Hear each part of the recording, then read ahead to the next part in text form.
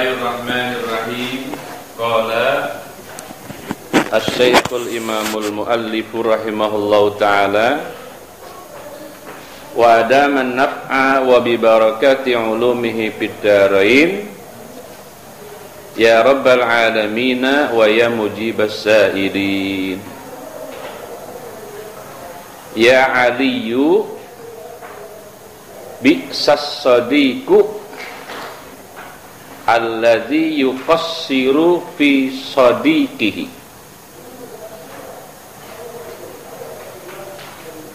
Ya Aliyu, wahai Ali,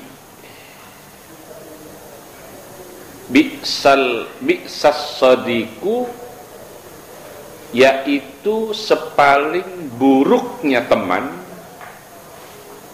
sepaling jeleknya teman, atau sepaling buruknya persahabatan, teman ya sebagainya. Alladzi, adapun orang, yuqassiru, yang sembrono. Apa sembrono bahasa kita ini?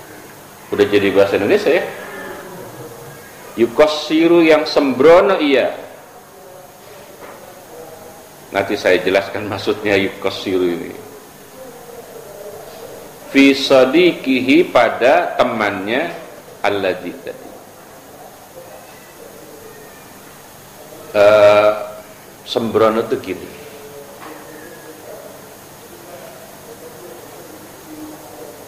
Kalau bercanda itu kadang melampaui batas, itu namanya yuqassir. Ya kita bersahabat itu kan kadang ada apa ya, selingannya lah, guyon. Tapi hati-hati, guyon itu kadang-kadang bisa taksir. Apa taksir? Kecerobohan, kesembronan, akhirnya itu malah merusak apa? Yuqassiru apa? As-sadiq. Bercanda, bicara, hati-hati. Nggak dipikirin lagi, akhirnya apa? Sembrono. Kamu ngomong sembrono, apa itu?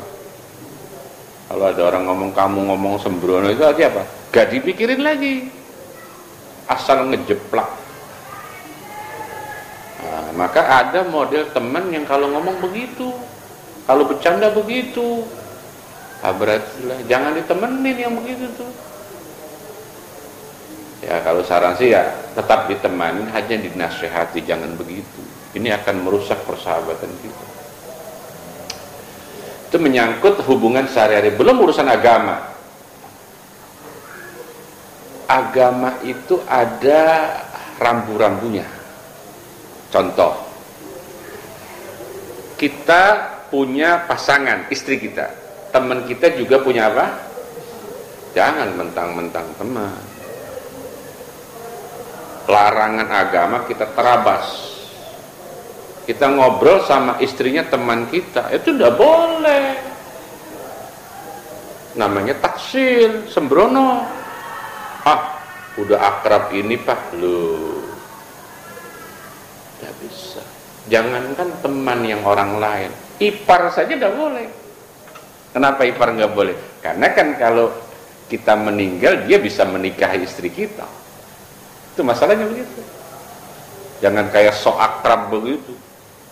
Tapi juga jangan apa, kayak apa ya, nggak kenal gitu ya. Pokoknya sebatas tidak melampaui batas gitu. Selagi tidak melampaui batas ya sah-sah saja. Ya pakai etika lah ya. Nah kalau sudah bicara agama, ya harus patuh, karena memang kadang-kadang produk agama, hukum agama itu sering nggak sesuai sama kemauan kita. Nah, ketika nggak sesuai, agama yang ngalah apa kita yang ngalah? Ya kitanya lah. Gitu. Masa agama harus menyesuaikan saya? Katanya harus menyesuaikan apa? Agama. Sembrono pak, masuk ke rumah teman tanpa izin. Sembrono. Kenapa? Secara etika tidak dapat, secara hukum agama bermasalah. Maka seburuk-buruk teman itu yang nggak menjaga itu. Apa bahasanya tadi? Alladzi yuqassiru apa? Bisadiki. Satu. Yang kedua apa? Wa yufsi sirrahu. Wa yufsi dan menyebarkan. Alladzi tadi. Wa yufsi dan menyebarkan siapa alladzi sirrahu akan rahasianya as-sadiq. Kalau ini ya insyaallah relatif bisa kita kendalikan ya. Jangan ngomong sama siapa-siapa ya. Kata siapa? Teman kita. Berarti rahasia. Orang jangan ngomong sama siapa-siapa. Lah dia berani ngomong sama kita karena sudah saking apanya? Percaya dan dekat. Kan dari awal udah dibilangin jangan ngomong sama siapa-siapa. Ngomong sama bini. Bener nggak itu? Bini emang apa? Ya siapa-siapa itu. Itu berarti kawan kacau itu. Nanti nggak bisa kita ngomong, ya kan cuma nama bini. Iyalah bini kita kan model yang mungkin nggak bisa dipercaya toh. Ya ntar dia, itu namanya ifsha. Ifsha itu tersebar luas. Tersebar luas. Ya kalau udah tersebar luas sudah bukan rahasia lagi dong namanya. Ntar sama istrinya ngomongnya begini. Ini ayah jangan ngomong sama siapa-siapa ya. Lah tadi. Bagaimana sih? Maka teman yang bermasalah itu atau bukan sejatinya teman atau seburuk-buruknya teman, yang kedua yang menyebar apa? Rahasia temannya. Habis.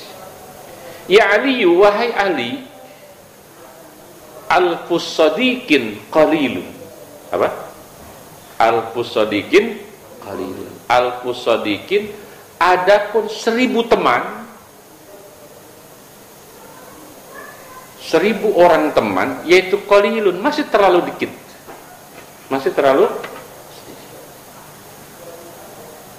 Walaupun saya yakin teman kita nggak nyampe di angka itu. Nyampe nggak? Nggak. Kumpulin dah dari TK sampai kuliah, ada nggak 1000? Se-RT, se-RW, setempat kerja nggak ada itu. Ini hanya perumpamaan saja, ya. Maksudnya perumpamaan apa? Supaya pas sama berikutnya. Wa'aduun, adapun musuh, wahidun yang satu, seorang musuh mananya. Wa'aduun, adapun musuh wahidun yang satu, yaitu kathirun, sudah cukup banyak. Itu artinya apa? Jangan sampai punya musuh. Karena musuh walaupun satu dianggapnya apa? Walaupun saya lihat ada orang musuhnya 1,5. Tahu 1,5 nggak? Kalau sama dia jelas musuh, sama yang satu itu antara musuh sama enggak. Nah itu namanya 1,5. Hilok, aduh. Musuh pakai setengah begitu. Setengah musuh, setengah kawan, berarti gitu ya? Jadi 1000 orang teman masih satu orang musuh kebanyakan. Itu artinya apa? Jangan sampai punya musuh. Mau Pak? Caranya supaya nggak punya musuh? Gampang. Jangan benci sama orang, udah selesai, nggak punya musuh. Kalau kita dimusuhi itu persoalan lain. Ini yang masalahnya kan kita nggak benci sama dia. Kalau dia benci sama kita, urusan dia. Gitu. Tebak, saya punya musuh nggak? Ya mungkin banyak kalau orang benci sama saya, tapi itu bukan musuh saya. Biasanya dia kalau ketemu saya belok, saya mah lurus saja. Berarti yang masalah siapa? Nah, ukuran Bapak punya musuh apa enggak itu tadi. Bapak kalau ketemu dia salaman atau belok? Ngapa nggak datang Pak? Ada Bapak anu. Nah, berarti Bapak punya musuh. Kenapa satu orang musuh kebanyakan? Tempat yang luas gini jadi sempit. Seolah-olah banyak orang. Gara-gara kita bermasalah sama satu orang. Jadi supaya kita nggak punya musuh sama sekali, jangan benci sama orang. Kalau dia benci, ya urusan dia. Saya nggak benci sama dia. Rasa tidak suka boleh, namanya apa? manusiawi. Kita kadang nggak suka sama dia, tapi bukan membenci. Dari dulu tuh saya selalu dijebak itu. Pak Ustadz benci sama Habib ya? Kok bisa Anda mengatakan begitu sama saya? Nggak, kelihatannya kok kayak nggak pro banget sih sama Habib. Begini Mas, jangankan sama Habib, sama orang non muslim saja saya dilarang membenci. Terus ya, kalau Habib itu bukan saya benci, apa? Ada yang saya tidak suka. Apanya? Ya mungkin omongannya saya nggak suka. Itu artinya apa? Ya saya nggak pakai. Siapa contohnya? Ya Habib Rizik. Benci? Ya enggak dong. Tapi nggak semua omongannya saya pakai. Kalau yang cocok saya pakai, kalau yang kagak, ya kagak lah. Tapi nggak sampai melahirkan kebencian sama Habib Rizik. Iya dong. Kenapa? Rugi. Benci sama orang itu rugi. Yang enak itu dibenci orang itu menguntungkan. Loh iya dong. Setiap waktu dosa kita ditransfer ke sono, kan untung. Setiap waktu rezeki dia ditransfer ke kita, pahala dia dikirim ke kita, kan menguntungkan berarti. Maka membenci orang itu merugikan, dibenci orang sangat menguntungkan. Nah, jangan takut dibenci orang. Tapi jangan bikin perkara, bikin perkara biar dibenci orang, itu keliru lagi nanti. Jangan. Jadi kalau udah benci orang biasa. Tetangga benci sama kita, biar, yang penting saya nggak benci sama dia. Pas kita hajatan ya kita bagi makanan. Ada nih lagi berantem nih, DKM berantem sama RT, repot saya. Nah, saya nasihatin DKM-nya karena RT-nya belum ketemu sama saya. Ya udah diem aja Pak. Ya besok-besok kalau giliran habis sholat tuh salaman tuh akhirnya, walaupun mukanya nunduk salaman lah. DKM-nya salaman, RT-nya kagak mau.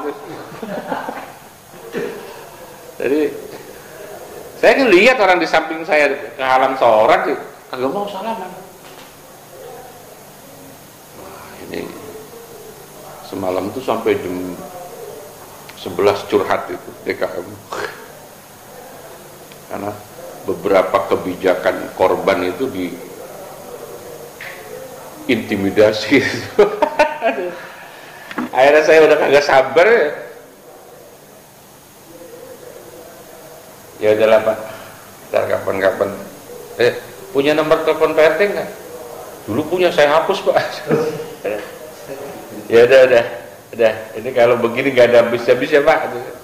Dan nanti doain aja kapan waktu saya mau ke rumah Pak RW, Pak RT itu. Saya mau ngobrol. Mudah-mudahan ada solusinya. Tapi jangan ngomong amin. DKM berarti kan agak serius, jadi kan mestinya mudah-mudahan ada solusinya, amin. Kelihatannya yang dia tunggu, saya berpihak kepada DKM, itu yang dia tunggu. Makanya begitu saya bilang, ya mudah-mudahan ada solusinya, kagak amin. Pasti kan doa itu dia. Minta nomor telepon, dihapus. Tapi saya tetap aja, ya nanti udah Pak, iya. Ini nggak akan kelar.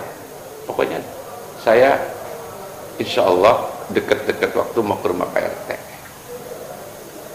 Nah, RT-nya alumni Panasonic, tapi bukan orang sini, bukan, nggak bakal tahu dah. Saya cerita begitu, ada yang penasaran karena alumni Panasonic juga. Siapa sih Pak? Dibayar 100 juta, nggak bakal saya buka itu, karena itu rahasia lah. Itu makanya rahasia itu jangan disebar. Nggak bakal tahu, nggak bakal tahu. Jadi saya lagi cari, mungkin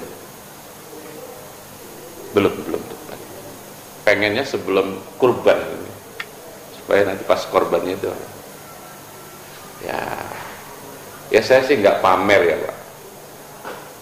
Ya kayaknya 5 kali lebih lah saya jadi juru damai itu ya. Alhamdulillah berhasil. Caranya apa?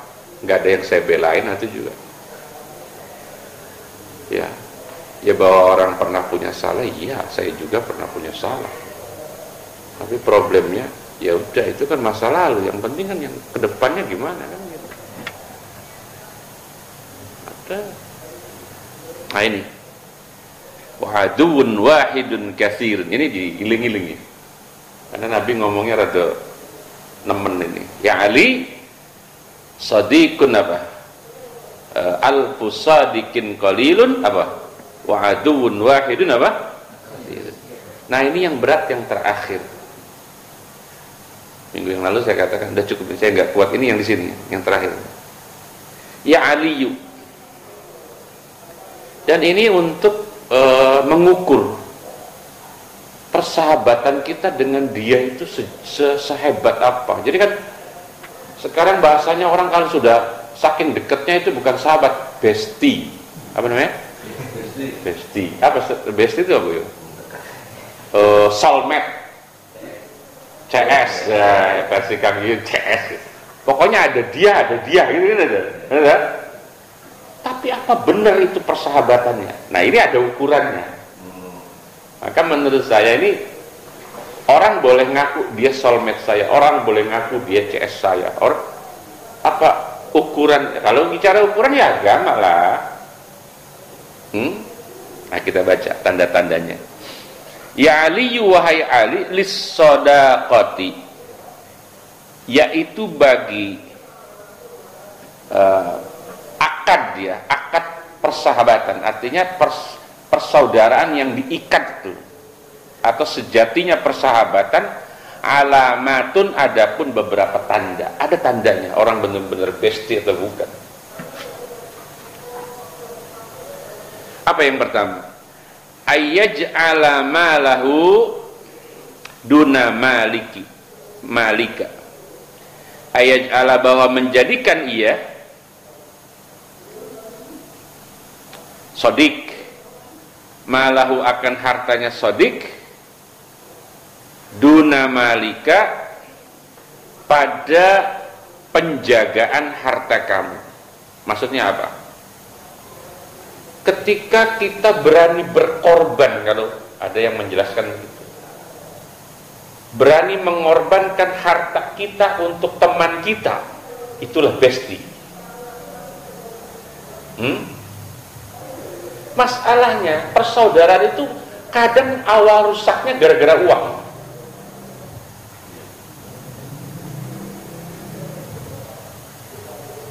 Saya punya teman nih, dulu donatur, ya sampai sekarang donatur, tiba-tiba dihantam masalah susah. Teman sudah 20 tahun lebih, tapi saya tidak pernah minjem uang sama dia, dari dulu tidak pernah minjem. Tiba-tiba dia pinjem uang sama saya. Apa rasanya? Ya gak enak lah, gak pernah pinjem uang tapi pinjem. Jadi dia apa ya, bahasanya itu nggak langsung minjem duit tapi muter gitu. Tapi tujuannya ke situ. Saya maksudnya paham, dia lagi butuh duit. Ya nominalnya nggak besar ya, 1,5 juta. Saya langsung transfer, kebetulan ada. Waktu dia bilang seminggu diganti, ternyata sampai 2 bulan. Masalahnya, saya kan nggak bisa nagih itu. Jangankan yang bulanan, yang tahunan pun saya nggak tagih. Cuman masalahnya dia kayak orang nggak keenakan gitu, jadi kayak nggak enakan.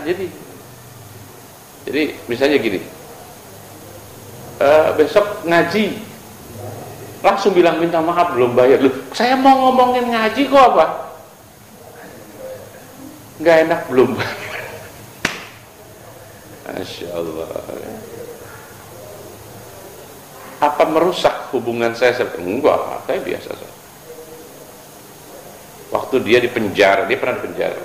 Teman saya itu pernah di penjara. Teman saya itu staf di kelurahan. Jadi ada orang nggak suka sama dia, difitnah. Jadi menyebar isu tentang seorang camat itu dibunuh, itu kan, atau seorang itu disebar karena kena undang-undang ITE. Masya Allah, kita sampai bantu itu karena dia orang baik.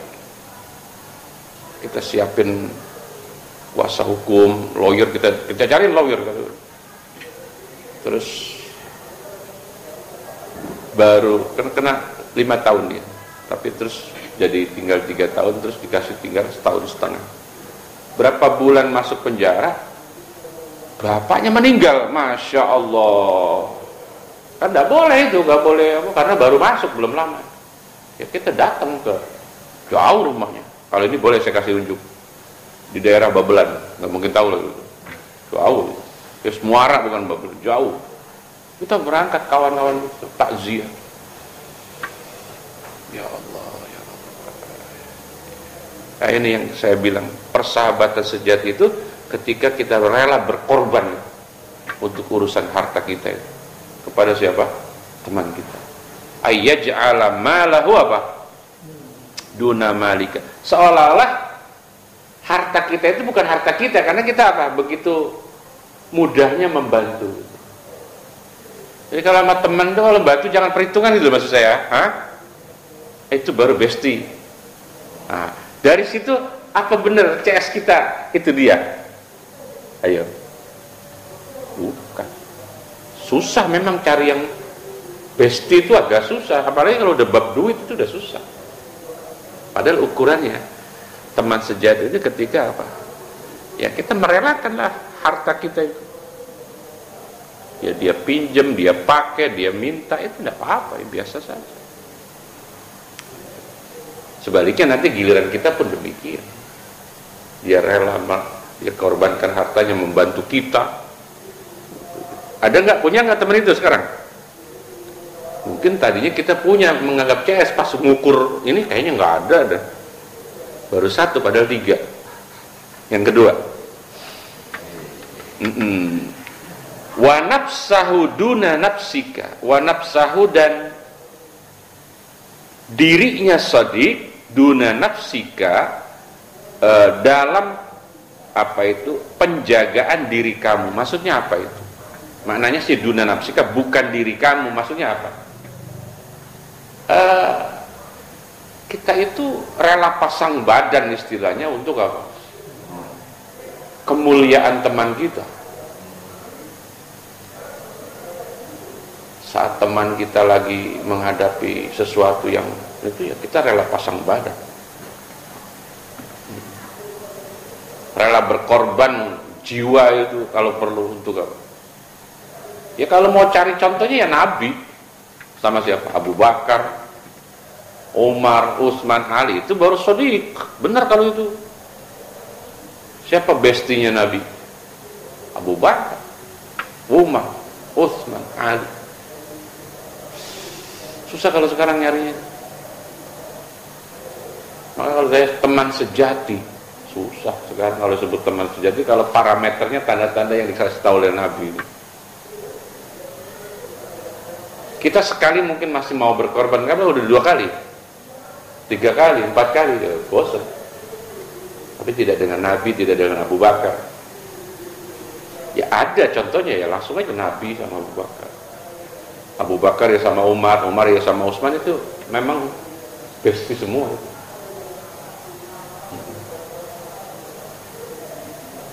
Ya, maka lahirlah nasihat begini. Kalau lagi seneng sama orang jangan 100% gitu. Jangan sampai bestie banget lah gitu. Ya sisain untuk ruang kalau saat kita nggak senang. Sehingga ketika ada ruang tidak senang, tidak sampai benci gitu loh maksud saya. Ini kalau demen sama orang oh ya kayak mati-matian 100%, sehingga nggak ada ruang buat satu saat datang ketidaksenangannya itu. Akhirnya kadang udah senang 100%, begitu kecewa bencinya 100%, itu kan malah petaka banget. Jadi kalau demen sama orang itu Kecuali demen sama Allah, itu harus 100%. Nggak boleh ada ruang kalau demen sama Allah itu. Full. Benci sama orang juga jangan 100%, kasih ruang. Itu mana bukan benci sebetulnya.